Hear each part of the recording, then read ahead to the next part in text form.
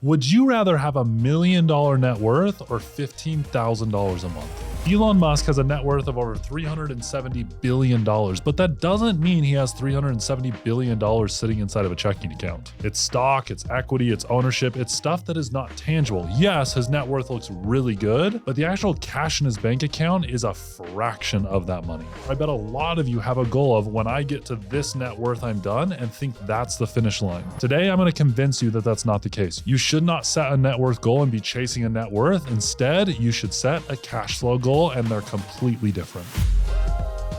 First, let's talk about why net worth is so overrated. Your net worth is extremely illiquid. What that means is when it's stuck inside of things like a 401k or an IRA or your car, or even worse, your house, it is so hard to get access to it. Yes, in some of those scenarios, you can take out debt or you can do other things, but that debt has to be paid for somehow. And so if you're taking debt on personal assets that don't, once again, cash flow, you're going to be in a very hard position. Your net worth will never be able to fund your lifestyle and your debts. I know people that are multi-millionaires. Their businesses are worth tens of millions of dollars, and they struggle every single month or living paycheck to paycheck because they focused way too much on that net worth and not enough on cash flow. So what is cash flow? Yes, it's very, very similar, and I know this sounds common sense, but cash flow is reoccurring monthly income that is coming in on a regular basis. Cash flow in a personal life can come from a lot of different places. Let's talk through a couple of them. One of my favorite ones is actually businesses. You've heard a stat that the average millionaire has 7 streams of income. Sometimes they'll invest in a cash flowing business, and so they get $500, $1,000, $10,000 a month from that. Businesses can mean a lot of different stuff, but businesses are a phenomenal cash flow source when you run them that way. Next one are certain investments like dividend producing stocks. The stock market is great. Yeah, it can grow your net worth. It's going to go up 10% a year. But sometimes what's even better if you want to focus on cash flow is dividend producing stocks. What this is there's iconic companies that are usually the most established companies. Stuff like insurance companies, beverage companies, like consumer-based products like General Mills and stuff like that. They push out really good dividends, sometimes 3, 4, 5, 7% a year. And they've done it for 20, 40, 50, 100 years, some of them. And so what happens if you were to put $100,000 in there,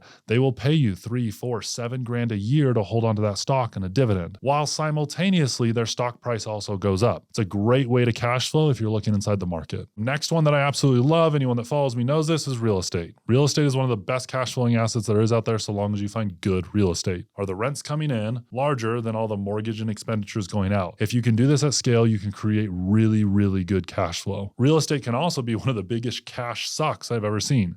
I've seen multiple people get into real estate saying, oh, it's going to appreciate. I love it. Yeah, I don't cash flow right now. I have to put in a couple $100s a month, but that's okay. It's going up really good in value. That is the definition of caring too much about net worth and not enough about cash flow. You should not have to float a property from month to month. That is a liability. That's not an asset. Make sure you're cash flowing. I know people that make hundreds of thousands, even millions of dollars a month on the cash flow from their real estate. The last one I'm giving you, there's a bunch of cash flowing assets, but digital products are a really good one. And there's a lot of ways you can do this. I know someone that actually narrates books and gets royalties from it. I know people that will model and get royalties from that. I know people that will film ads and get royalties from that. Digital products mean a whole bunch of things, but the reason I'm talking about it is because you do it one time and it usually leads to reoccurring revenue or royalties that can pay you for a really long time. Now that we've given you a couple of examples, I want you to categorize cash flow into 3 different things. Write these down on a piece of paper, put it in the notes in your phone, but you need to categorize these and understand what you're getting into because there's very different types of cash flow. The first one is active cash flow. A lot of times this is businesses or side hustles or something you're doing, consulting, sales. You say, hey, pay me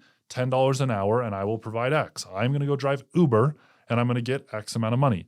You are actively doing something with your time to produce cash flow. This is how everyone earns money to start with, okay? This is your primary job is another nice way of saying that, or maybe even your secondary job. Everyone has to have active income. The trick is how fast can I turn active cash flow into semi-active and passive that we're going to go through next. That is what the rich master, and that's what we're figuring out how to do. The next one is semi-active. This is you invest time, yes, but once you invest the upfront time, it runs on its own. Let me give you a couple examples. Digital products, we already talked about, great example. Write the book one time, sells for years and years and years. Another one though is actually a business that you start with the intention of stepping out of really quickly. For example, let's say you start a garbage can cleaning business, okay? You go and drop flyers all over a neighborhood. You sign up all the neighbors, 100 of them. You create a route so that every single Tuesday when they put their trash cans out for normal trash delivery, you come right after and clean it. You have 100 customers, they all pay you $10 a week. It's great, great money, okay? But what you can do is once you have the customers inside of a route and it's all established, you could hire someone and pay them $20 an hour to go clean those trash cans. They can do 4 an hour, so you're making $40, you're paying them $20, you're cash flowing $20 an hour. This is semi-active cash flow. It took time up front, you invested in yourself, but it turned into eventually a passive type of cash flow. Now, before we get to true passive cash flow, if you're still here, you are going to love Amplify. There are thousands of people in there right in your shoes trying to build cash flow, grow their net worth, and do everything they can. It's inside of Amplify. You can use that link at the top of the description. It'll let you in for free for the next 7 days, so you can just go try it out. There's a ton of people in there right in your shoes. The fact that you've made it this far in this video tells me that you're the type of person that we love to have in Amplify. There's thousands of people. Go join them and we'll help you grow your net worth. That leads us to passive income. And this is the whole thing that I teach online inside that Amplify community is, yes, I teach you how to increase your first income so that you can invest in the second type of income so that eventually you can get to passive cash flow. This is real estate where you get a property manager. This is private equity with 15% dividends. This is investing in a venture capital deal that's spitting out capital. This is dividend producing stocks that you actually research and know are going to work. This is the type of investing that takes years and years and years. This is not going to happen overnight, but through good cash management, you can create a cash flow that actually subsidizes your lifestyle and gets you to a point where you're making $15,000 a month. Who cares if your net worth is $1 million? You are making $15,000 a month while you sleep, and that is true freedom. Invest in yourself so that you can get to cash flow, passive cash flow to subsidize your life. And then if you still want to work or you want to keep growing that number, because if you're anything like me, that goalpost will constantly move. You're like, oh, I want $5,000 a month. I want 10, I want 20, I want 30. It's gonna move. You're gonna want more, but true freedom is having freedom of wealth, freedom of time, freedom of health, freedom of relations. It's having holistic freedom. And what gets you there is cash flow. It is not net worth. If you enjoyed this video, you are gonna love my video on how to manage money at every single age. Click this button to watch that and subscribe to my channel if you want more videos like this.